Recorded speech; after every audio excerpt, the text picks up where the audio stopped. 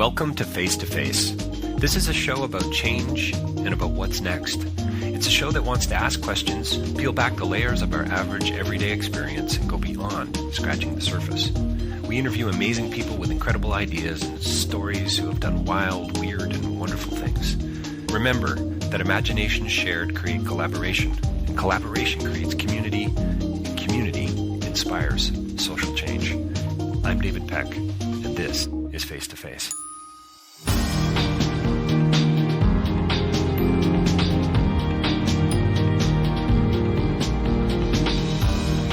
So my next interview is with Minnie Lane and Matthew O'Connor, and we talk about their new film, The Pickup Game. It premiered at Hot Docs this year, and had a fascinating conversation with Matthew and Minnie about dating, about the pickup game, about relationships really is what we were really talking about. But we got into things about that sort of surrounded this idea of loneliness and love and fear, and something called a fake persona. And Minnie talks a great deal about that. We got into the objectification of women and about the theory behind dating and about relationships and what really this is all about. We talked about community and about value and self-worth and fear of rejection. This film is a fascinating film. You're going to want to see it.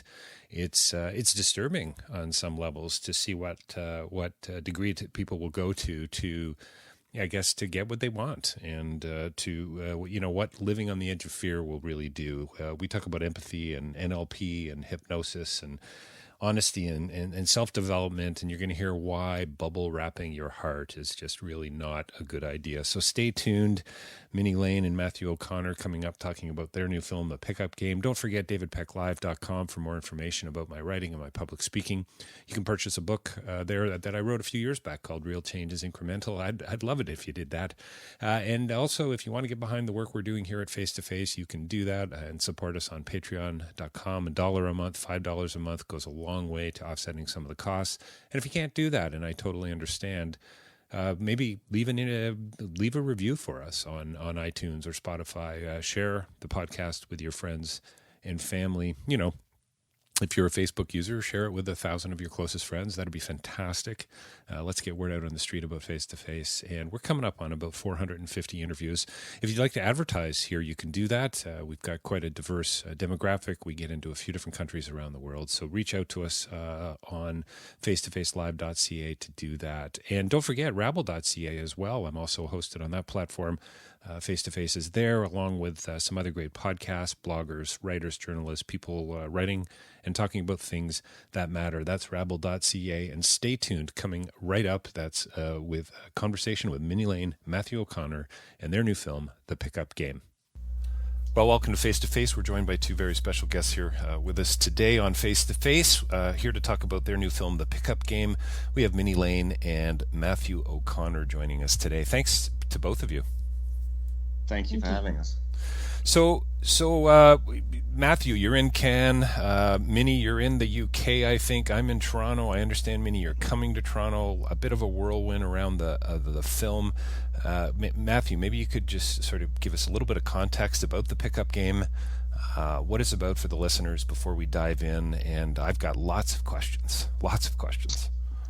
Okay, so I will try and give as brief a summary as possible. The Pickup Game is essentially about the pickup industry, which, for those people that don't know what that is, it is essentially an industry of kind of gurus or sort of self-styled gurus, and they travel the world and they charge a fair amount of money to teach other men. They're all men. All of these, most of these gurus are males, and they teach other men a system that they say will guarantee success with women.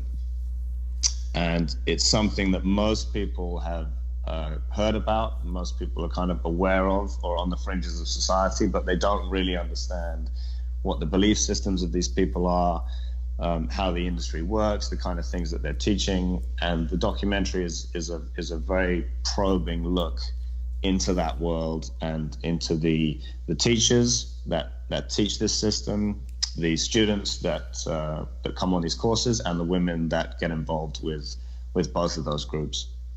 So Matthew, I understand you're a co-director with your brother Barnaby.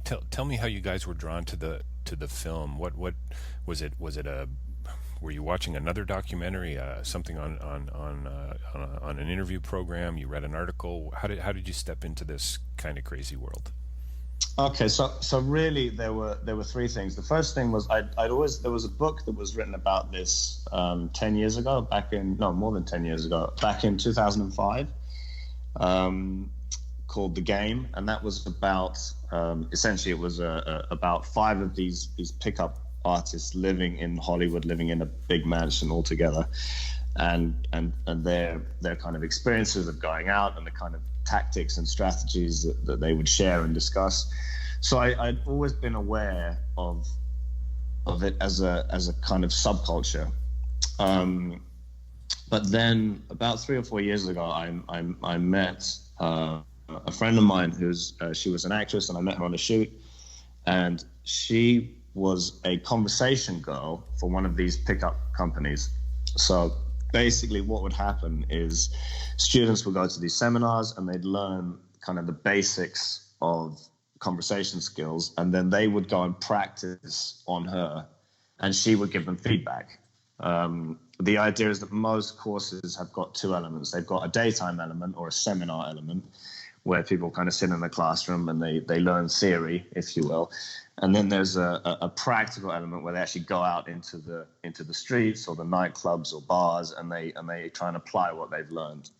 And I just thought that was an incredibly strange, interesting concept. And that was really the seeds of the documentary. So then we started to approach people, and we started emailing a lot of people that work within the industry, and we were very fortunate in many ways to get an interview with Ross Jeffries, who's the guy that's largely credited with starting the industry back in the 1980s.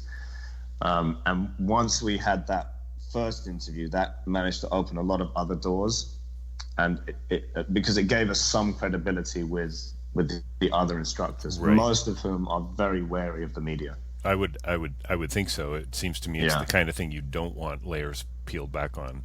There's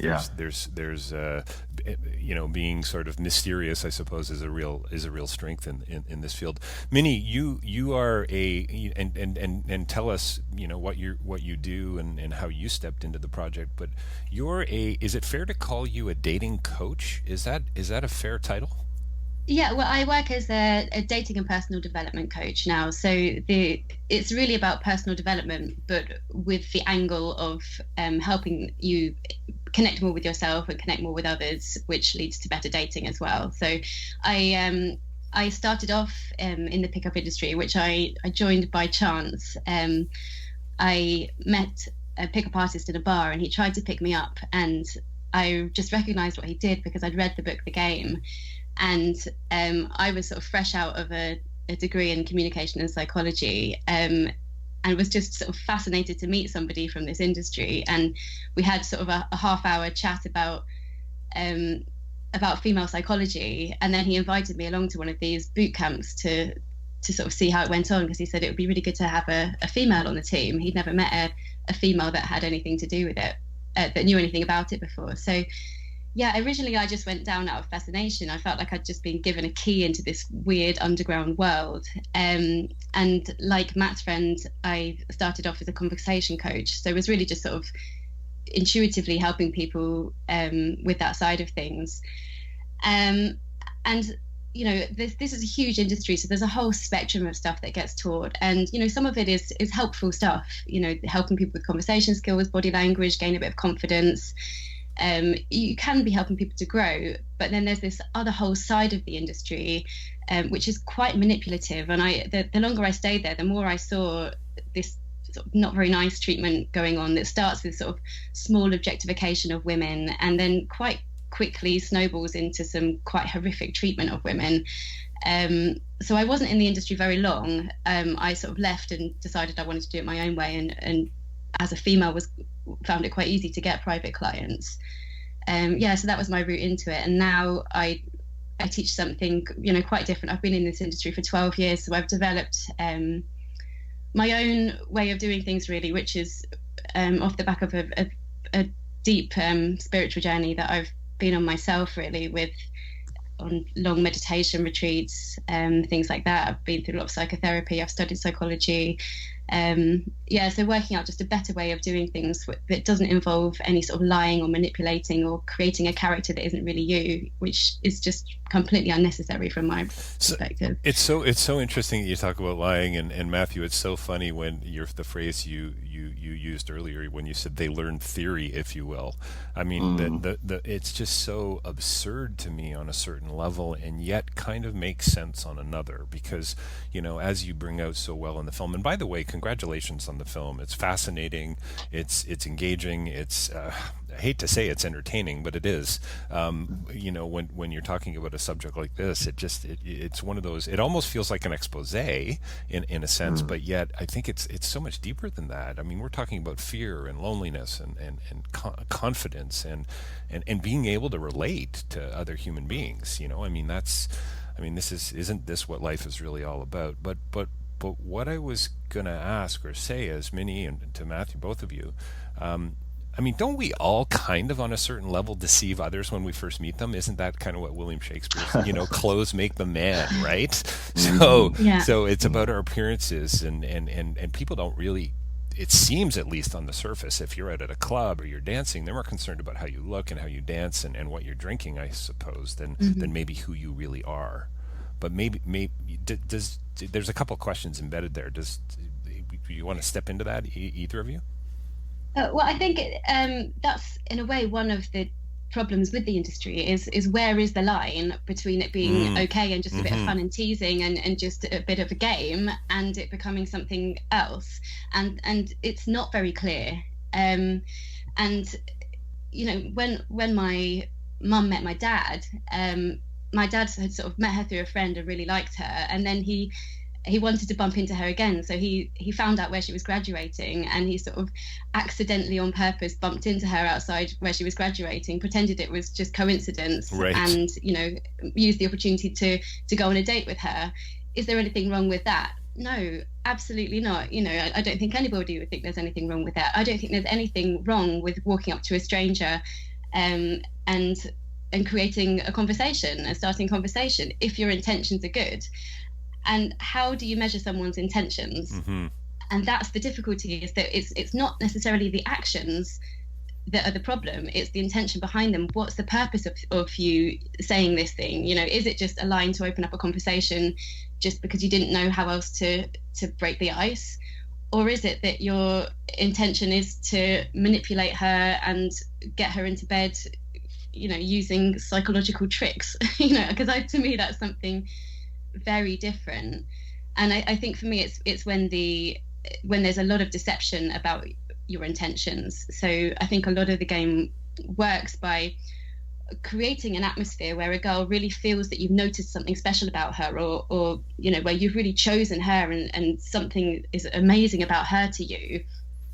And I think that it sort of works because women then drop their guard. I think a lot of women do have this guard, sort of protective guard up against men, rightly so in some cases, because a lot of men unfortunately don't have very good intentions with women, and a lot of women do get hurt, and vice versa. Well, Minnie, it's interesting, and Matthew, I'd love your insight on this too, because I'm sure there was an awful lot of aha moments for you and your brother as you were making this film, and as you interviewed, is it Ross Jeffries and so on. I mean, at one point, doesn't he say at one point he feels like a war criminal for some of the ways that he's treated women in particular, but men also, the sort of the underlying deception of it all. But I just wondered, are there seminars like this for women, or is this entirely a male-dominated industry? I think the business, this is quite difficult to talk about in some ways, because I feel that this documentary is about the pickup industry. I think there is a reverse business model that is aimed at women. I think a lot of pickup courses and a lot of pickup instructors, they in terms of their marketing, they're selling sex. Right. Okay. Fair enough. Sex and variety. I think there is a reverse business model for women, but in those instances, I think a lot of those coaches are selling love. You know, find Mr. Right, find the one, achieve your perfectly well balanced life. So I don't think it's the same type of messaging in reverse. But I do think one of the fascinating things, and I'm, you know, this might be a bit of a tangent, but I think the business model that is used in pickup to kind of get people in and to get people to invest in the lifestyle is something that once you notice it, you actually see it across a lot of different industries. Right. Yeah. So so in other words, once you've learned how to define it, or once you can, in other words, you can't go back once you know what it is. Is that sort of what you're saying? So could you just elaborate on that? Yeah, like, so once you've made that definition, once you've had that aha moment and you go, oh, this is what's really going on, this is what this is really all about, you start to see other connections with, I don't know, lifestyle advertising, for instance, or maybe reality TV, or you know, relational interactions in a workplace and that kind of thing. Is that sort of what you mean? I mean, I'm talking specifically about the business model in terms of, because some of these some people pay a lot of money to go on these courses. You know, anything from $2,000 or $3,000 for a weekend to $10,000 for a week. Now, obviously, you can't go up to someone and just say, "I want to spend $10,000 and spend a week with me." You know, that no one's going to buy into that. So as a kind of pickup instructor, the people that run these courses, they have to get people to buy into the lifestyle. Right. And right. One of the things that the documentary goes into is, well, how do you do that? You know, what is the business model behind getting people to invest in this idea and getting them to invest in this lifestyle before then asking them for the $2,000 or the $3,000 or the $10,000 payment? And I think once you understand that business model, that business model is quite common. It's not contained to the pickup industry. It's used in a lot of online businesses. It's sales model, essentially. It's teaching. Yeah. They become very, very good salesmen, and you know, it's no coincidence that they also become very good salesmen of themselves. Because when do you need a good salesman? It's when your product isn't as good as you're making it out to be. That's when you need a good sales package. And you know, as far as I'm concerned, that's exactly what's happening. You know, they're selling themselves as being these, you know, high value males, and actually they're not at all, because they're not really even being themselves. It's sort of fake persona that they've developed, this sort of alpha male character that they're playing, and it's not really real. And actually they don't have good connection in their life. Yes, they get a lot of sex, but to the detriment of their own health, actually, because they end up lonely. And I've seen it happen time and time again. I've seen many people in this industry have real breakdowns, because it's not sustainable. You know, you're not letting someone see your real self. Yeah. So, Minnie, it's fascinating, and this is why I love documentary film, because any great doc always works on so many different levels. But a couple thoughts I want to toss out, and love to go wherever you want to go. But you know, and this question's for both of you for sure. But you know, is it love? Is it loneliness? Is it money? I mean, of those three things, what really is driving the industry? And then to your point, Minnie, I'm not convinced these I'm going to call them salespeople, because I don't want to call them much else. But anyway, these salespeople, are they really as successful as they say they are? You know, I mean, is that like, the deception goes really deep, and I think you pull that out in the film really well, Matthew, on the way they'll stand on a corner for hours with a camera on them just to get that one right interaction, you know, that they can then go and exploit, you know, for their own purposes. Well, yeah, I think it depends how you're measuring success. If you're measuring it in terms of money and status within the industry and within their peers and stuff like that, then yes, they are successful. But you know, success in a sense, because if you look at how the model works, it's a bit like a sort of pyramid scheme in a way, where the entire thing is being funded by the students. So people come in from the bottom as students, they learn the skills, and then they start teaching the skills, and then they have to suck in a load of people underneath them. So it's all being propped up by itself, and it could just collapse at any one time. You know, it's especially the status thing. I think that's when it gets really, really dangerous. Is that because there are no females in this industry in the real pickup schools. It's like male bravado, which sort of breeds itself, and it's like an inbreeding of male ego and testosterone that creates this horrible atmosphere where people, and you see in the documentary, it's not even just bad treatment of women, it's also people being racist and just horrendous stuff going on. Oh, absolutely, yeah. I mean, we're talking about underlying, not even just underlying tones of racism and misogyny, but it's pretty in your face. I mean, I love one of the phrases, and I think it was Eric who said it. The transactional approach is just so fundamentally disturbing.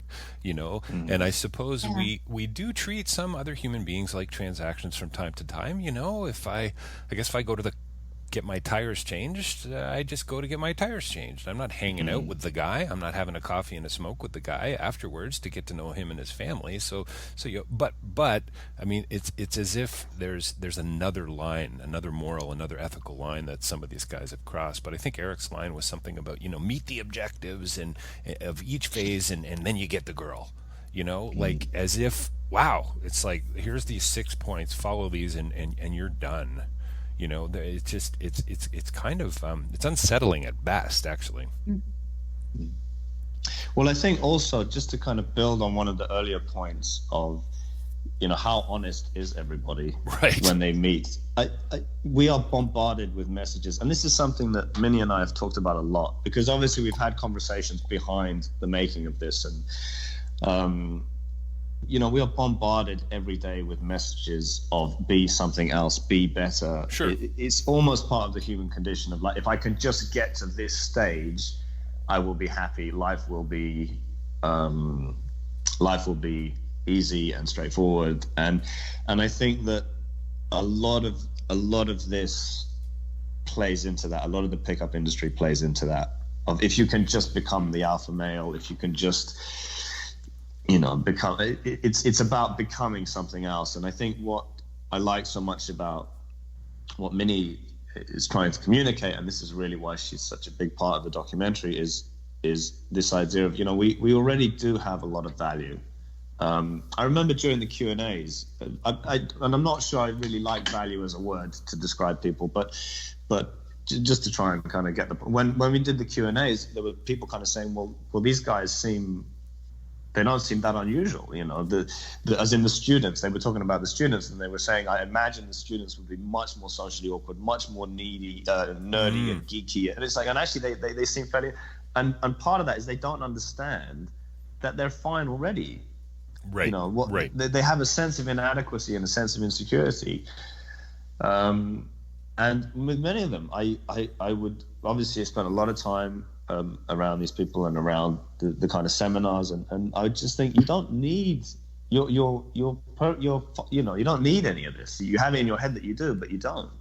And I think what Minnie does with a lot of her teaching is she tries to make, and maybe she could elaborate on this better than I can, but she tries to make men understand that. That's kind of where she's going with it. It's about trying to find and remove the blocks that are actually stopping someone from being naturally confident. I'm of the belief that people aren't born riddled with self-doubt and scared to speak to people and lacking confidence. I think these are things that we're conditioned, that are conditioned into us throughout life. So if you've got a huge fear of rejection that's stopping you from going to speak to a woman or to speak to anybody sometimes, then you can deal with that. You can actually process that. But the answer is not to learn how to be somebody else and be that person instead. Essentially, that's what the pickup industry does. It's like teaching somebody to be a really good actor, so they can feel confident playing that role. But that's no good, because then you're only confident playing that role, and then you still feel like this low self-worth person underneath. So you need to get to that low self-worth person underneath and help them develop their self-worth from the inside. It's really the only way to improve somebody's life in the long run. It's about being comfortable in your own skin to some degree. I mean, and how do we get there? And I think the irony is, some of us who might struggle with anxiety, social anxiety, fear of others, confidence, etc. The only way to get better at it, I don't know if you'd agree with this, Minnie, is by practicing it, is by getting out there, is by taking some risks and talking to people more often than not. Yeah, you've got to put yourself into situations, and it's not just with dating. You know, in any area of That's life. right. You know, I was very scared, for example, to step out on a stage a couple of weeks ago and do a Q&A to 400 people with questions that I didn't know I was going to be asked. You That's know, right. But I understand that the nerves that I feel, that's just fine. It's because there's something in me that associates that with danger, and so I just have to know that actually it's not dangerous, and that, you know, even the worst case scenario, I'm going to be okay, and actually the process of doing that is helping me heal on the inside. So I'm quite keen to throw myself into things that are pushing me like that, because I know I like to live on the edge of fear, and that's how we grow. You know, if you want to grow as a person, which we all should, because if we don't grow, then we get stuck and we get down and depressed, and that doesn't feel good either. That's a different type of pain. So if we want to grow into our fully realized selves, then we have to keep pushing ourselves outside of our current comfort zone and into discomfort, and then we have to learn to become comfortable there. And that's just what we need to do in all areas of life, to just become and develop into our best selves, and that can be an enjoyable process when you sort of open up to it. Well, I think, you know, what's so interesting to me, Matthew, is that you guys have really touched on a deep existential problem with our culture, with being human, I suppose. All the things Yes. that we do to not be human, right? Yeah. The things that we actually need: empathy, concern, care for others, the ability to love, the ability to be intimate in different situations, the ability not to offend, all those things. And yet so many of us aren't equipped, or and I don't know, is that about our upbringing? Is that because we didn't, you know, go to Sunday school more often? We didn't read a lot of books. Like, I mean, what are we talking about here? You know, I think that's what's so brilliant about the film. Love to know, Matthew, how many times did you shut off the camera and just go, "Holy smokes, I can't believe what these guys just said," or "I can't believe what we just captured here"? Were there a lot of moments like that? There were more than I can remember, to be honest. Oh, geez. I mean, I bet. And the thing is, there's a lot of stuff that isn't in the film as well. I bet, yeah. That was extremely compelling, and would have made for, you know, a great documentary or part of the. But this is one of the things with Barnaby, my co-director, and my brother, is you know, that process of trying to figure out, okay, what you're trying to do essentially is, you can't cover everything, so you're trying to kind of capture, in essence, what this is about, you know, and how this operates. But there was so many. I mean, I think the there was definitely in the early days, because we'd kind of, you know, we'd gone to New York and we were doing interviews with people on the street, and we were waiting for an interview with Justin Wayne, who's featured quite heavily in the documentary, and but we were kind of treading water around that interview, and we didn't really have much material. We had some street interviews with New Yorkers talking about dating, and a couple of other people that had written books on dating. But then I remember meeting Justin and coming away from that thinking, I cannot believe that we've just got that. I can't believe we've just had that conversation, and that was repeated a lot. I mean, once you get into it more and more and more, and also, I mean, there was also some. It's trying to find the balance of, because there's a lot. I think there's a lot of shocking material in the documentary, but you've got to, in the early cuts that we did, I remember our exec producer kind of saying, "Look, this is too much. You know, people are not going to be able to handle this. You have to dial it down a tiny bit." Sorry, go on. Yeah, did you guys talk at all about Tom Cruise's role in Magnolia? Did that come up while you were making the film, or the Frank Mackey character? You guys remember? Yes. Yeah, absolutely. Which I actually personally think is Tom Cruise's best role ever by a huge margin. I really, really like how he plays that character. We did try, because that character is based on Ross Jeffries. Oh, okay, good. Who's in the documentary. Right, of course. Yeah, and very closely based on Ross Jeffries, actually. Although Tom Cruise kind of took it, he took the sort of manner. He made him much more a kind of Atlas type character, you know, with the armbands and the long hair, and whereas that's not really how Ross Jeffries is as a person. But a lot of the stuff that he talks about in that scene in Magnolia, where he's teaching his, I can't remember what it's called, like super seduction school or whatever. A lot of that material is based on stuff that Ross Jeffries wrote or said, and we did try to get the rights to feature that clip. Oh, okay. From New Line. I think it's New Line Cinema, but for whatever reason they declined. But I would have liked to put that in, but in the end it didn't make it in.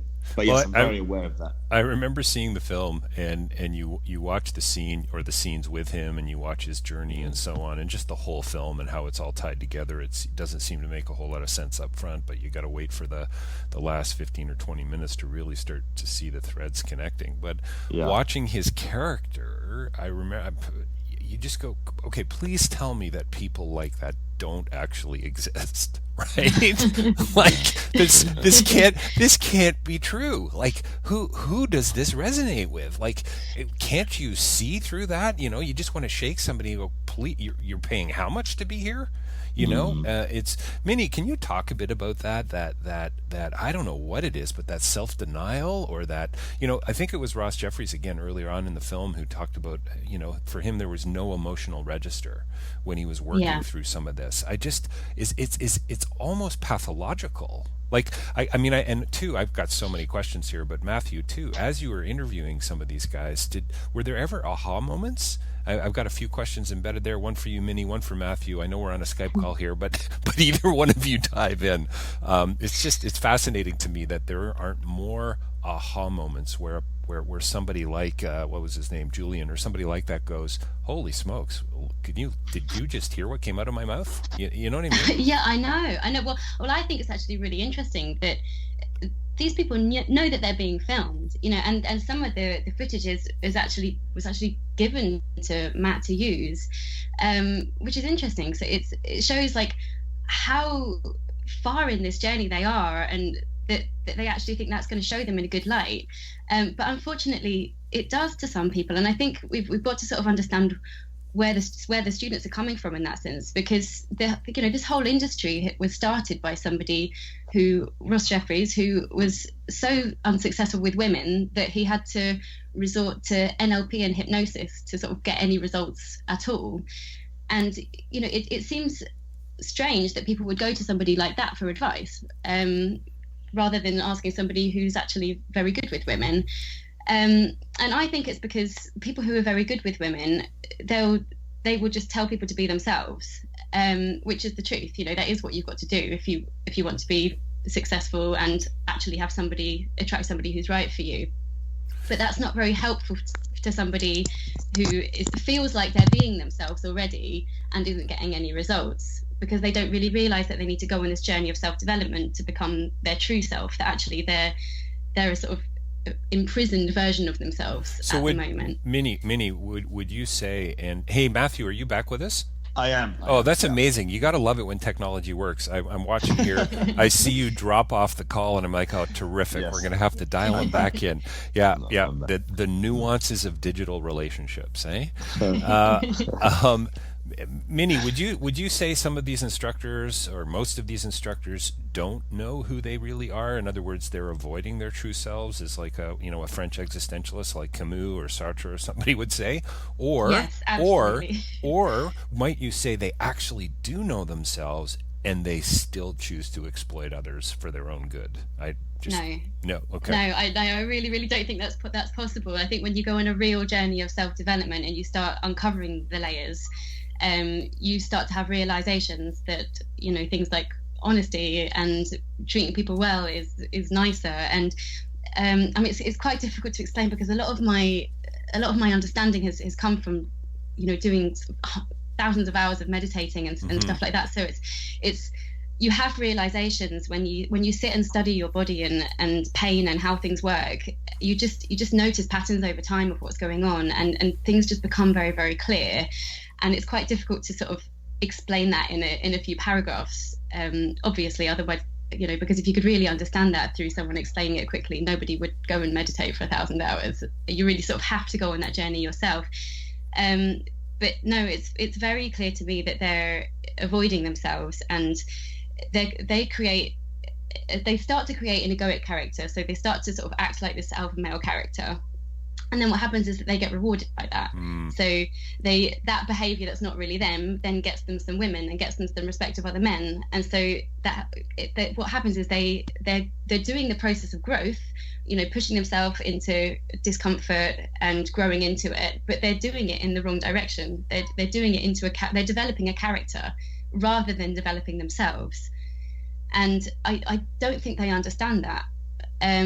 Or I think sometimes people do start to understand that after a long time, like Paul Janka did. After a while, he sort of realized, oh, I've become so cut off, because the more you develop a character that's not really you, the more you lose the connection with your true self and your real feelings, and then you start to become feelingless. Well, there's and I think there's a real temptation to be to watch this film and to just be so cynical about the other, about humanity, and say, well, and particularly men, I suppose, and say, wow, there is no hope. But again, Matthew, Barnaby, I love that fact that you guys draw out, at least I thought that there is hope, that people do have aha moments, that people do grow, and as you say, Minnie, develop, self-develop and so on. But there's a part of me that wonders about a few of these guys, if there's any hope for them at all.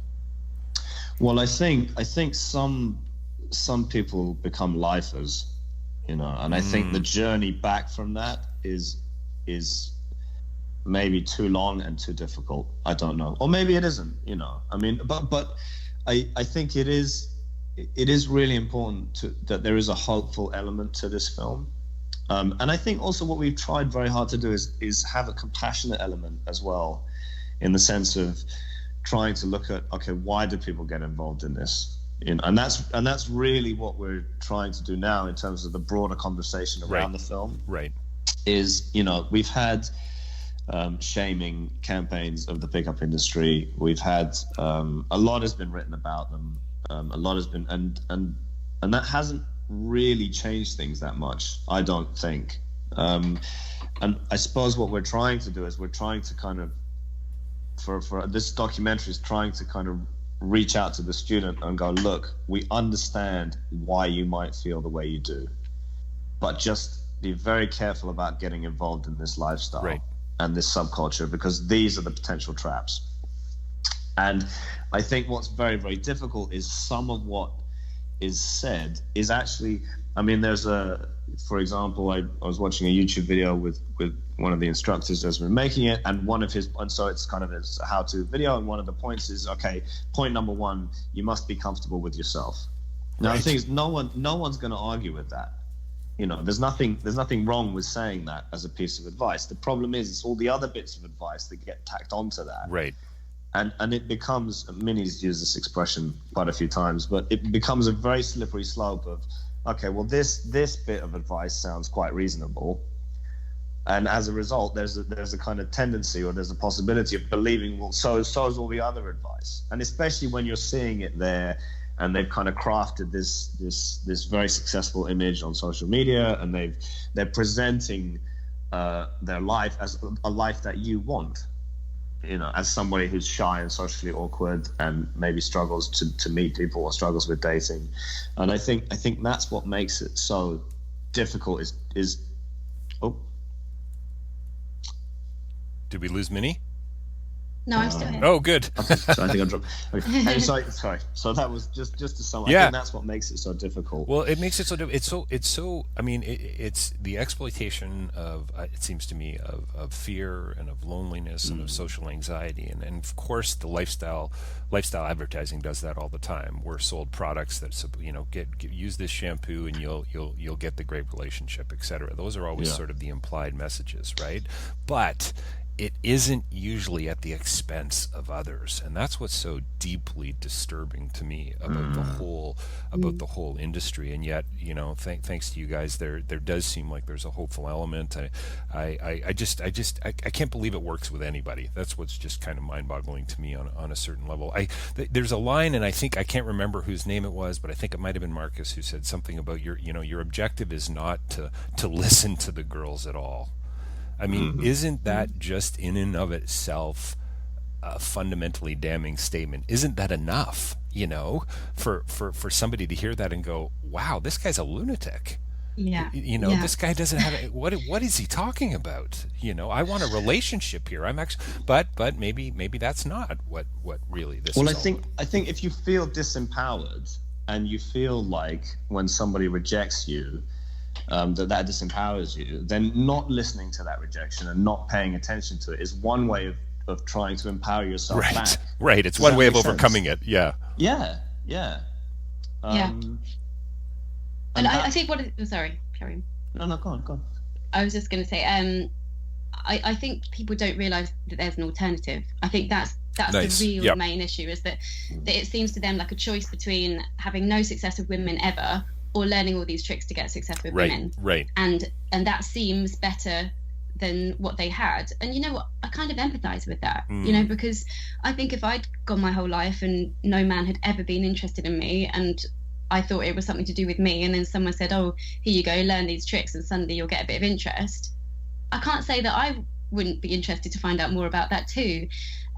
So I can understand why people get sucked into it. And I think totally. The thing is, it's a slippery slope. They don't start by saying, look, don't ever listen to anything a woman says ever, just treat her badly. That's not where they start with. They start with little things, and then there's these huge seminars with how groupthink works, and especially when these people tend to be people that don't have the strength to stand out as an individual anyway.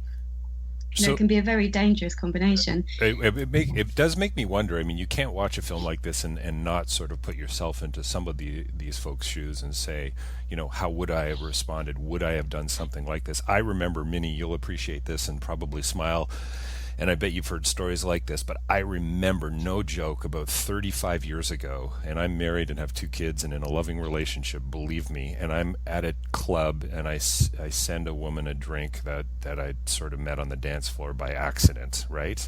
And she was like total rejection, just not happening. I'll never forget my friend Rob sitting there, who I haven't seen in 20 years.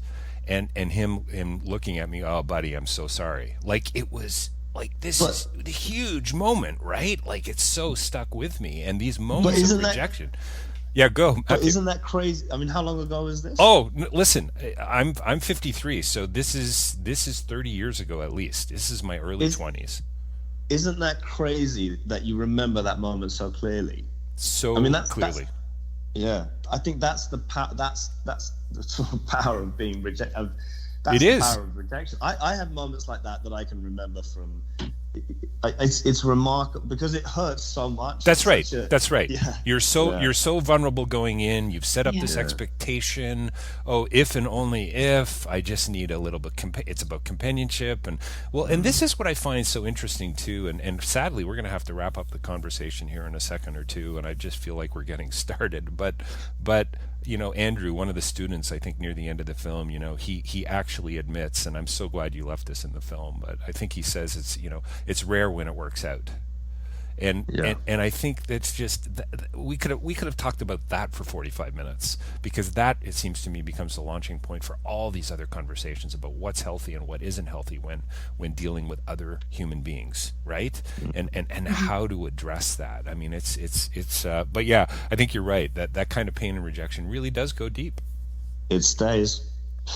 Yeah, and the temptation is to bubble wrap your heart and form this protective layer of being somebody else around you, numbing yourself to the pain of rejection. But the problem is that when you numb yourself to the pain of rejection, you numb yourself to everything else, because you can't just numb one feeling. You can just numb your feelings in general.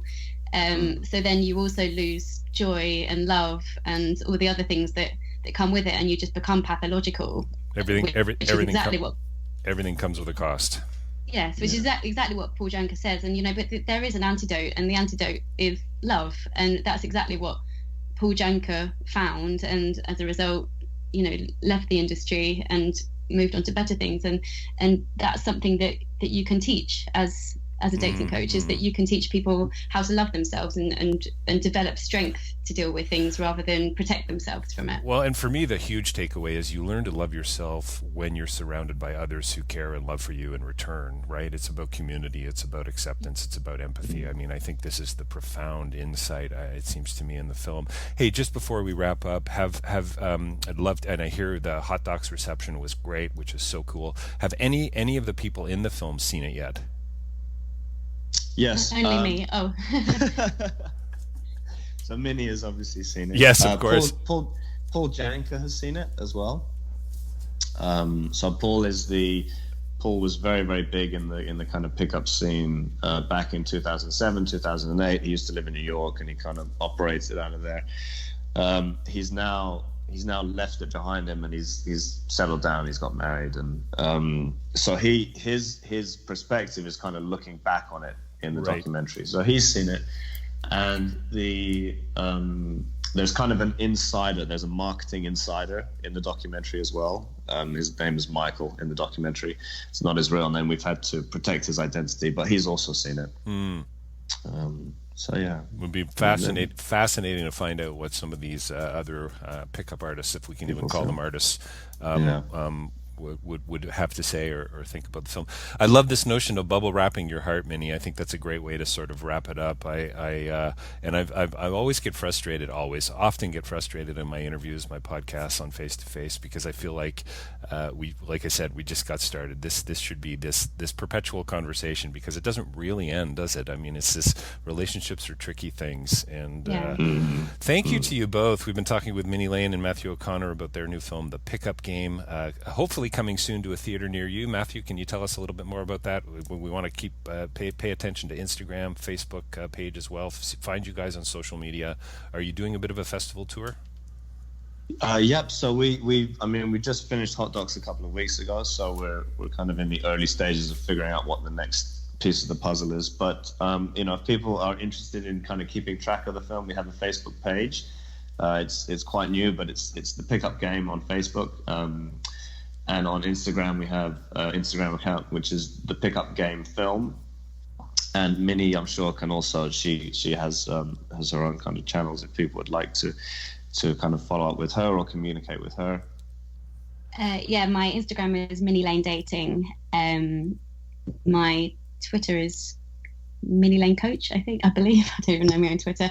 My website is minnie-lane.com. Excellent. Well, listen, let's all try to avoid bubble wrapping our heart in every possible way. Thank you to you both, Minnie Lane and Matthew O'Connor, today on Face to Face, talking about their new film, The Pickup Game. Thanks for having us. For having me.